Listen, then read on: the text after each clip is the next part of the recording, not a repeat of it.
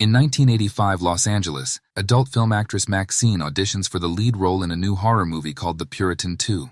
She mentions that she wants to transition into Hollywood films and delivers a stunning audition. Before leaving, MaXXXine tells the casting team that they should pick her because she's going to be a star. On her way out, she brags to the other actresses that she nailed it. Meanwhile, protesters are rallying against the revolution in film and entertainment, claiming it promotes Satanism. The news reports that the drug crisis has reached a critical point and a serial killer known as the Night Stalker is on the loose, terrorizing California. MaXXXine arrives at the strip club where she works and shares her good vibes about the audition with her colleague Amber. Amber invites her to a party in the Hollywood Hills, but MaXXXine declines because she has to work at her other job. When she gets home to pick out an outfit for her second job, she receives a call from her agent, Teddy. He tells her she didn't get the part in the Lizzie Borden music video, but has landed the leading role in The Puritan 2. She then goes to the video store downstairs where her best friend Leon works and tells him the good news, excited about her new role and dreaming of becoming a big star. Afterward, MaXXXine goes to her second job at a live peep show where a mysterious man in black gloves and a dark suit watches her with anger.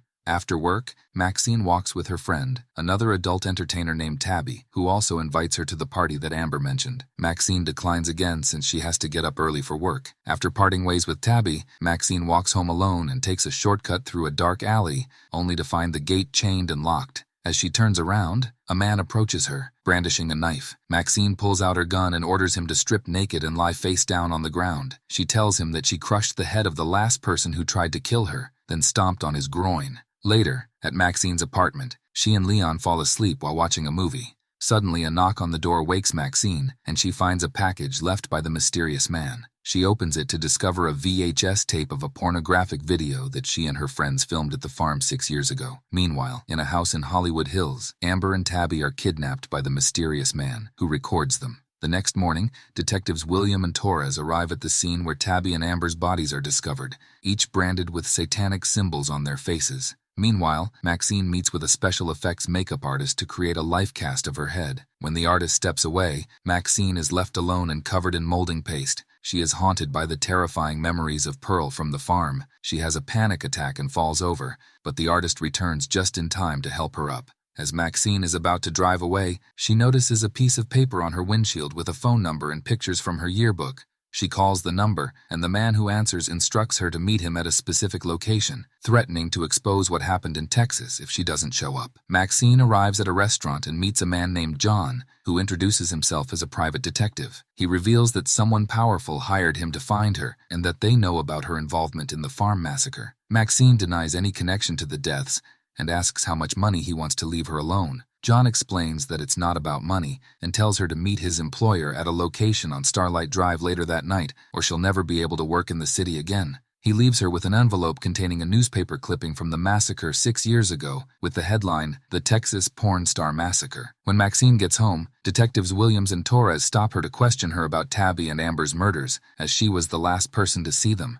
However, she refuses to speak with the police. MaXXXine then retrieves the tape she had hidden under her bed and takes it to Leon, hoping he can find something useful. Later, on her way to meet director Elizabeth, MaXXXine hears on the radio that authorities believe the Night Stalker was responsible for last night's murders. When she arrives at the lot, Elizabeth gives MaXXXine a tour and reveals that the producers refused to cast her. But Elizabeth defended MaXXXine and now expects her to be fully committed. MaXXXine assures Elizabeth that she'll do whatever it takes, as her life depends on it. As MaXXXine leaves, she notices John following her. She gets out of her car, puts her keys between her fingers, punches his face repeatedly, and warns him to stay away from her. John threatens that she might lose more than just her job. MaXXXine then goes to see her agent Teddy and tells him everything that has happened. He advises her to focus on her career and promises he will handle everything. That night, MaXXXine returns home and starts reading her script. Meanwhile, down at the video store, as Leon is closing up for the night, the mysterious man approaches him from behind and repeatedly slashes Leon, stabbing him to death. The next morning, MaXXXine receives a call from Teddy, who tells her he hasn't found any information on John yet. Looking out her window, she notices police cars downstairs and goes to investigate. She is horrified to discover that Leon has also been murdered and branded with a satanic star on his forehead. The detectives once again try to get MaXXXine to cooperate with them, suspecting her connection to the victims, but she still refuses. MaXXXine arrives on the set where she meets another actress from the film, Molly Bennett. Molly advises MaXXXine to stay on Bender's good side and mentions that she's going to party in the Hollywood Hills that night. MaXXXine then wanders around the set and spots John with a gun. He chases her across the studio sets until she hides inside the Psycho house. Just as John is about to enter, a security guard catches him and escorts him away. When MaXXXine leaves, she runs into Elizabeth, who advises her to have fun over the weekend to clear her mind and be fully prepared for filming on Monday. Later that night, John follows MaXXXine to a club. She lures him outside, where he is knocked out by Teddy's henchman, Shepard. When John wakes up, he finds himself handcuffed inside his car. MaXXXine then presses a button that activates a junkyard compressor, slowly crushing him to death as he desperately begs for his life. MaXXXine returns to her apartment and sees a news report about the Night Stalker. Remembering what Williams told her about preventing more murders, she decides to go to the address John gave her. She drives there and takes the gondola to the top,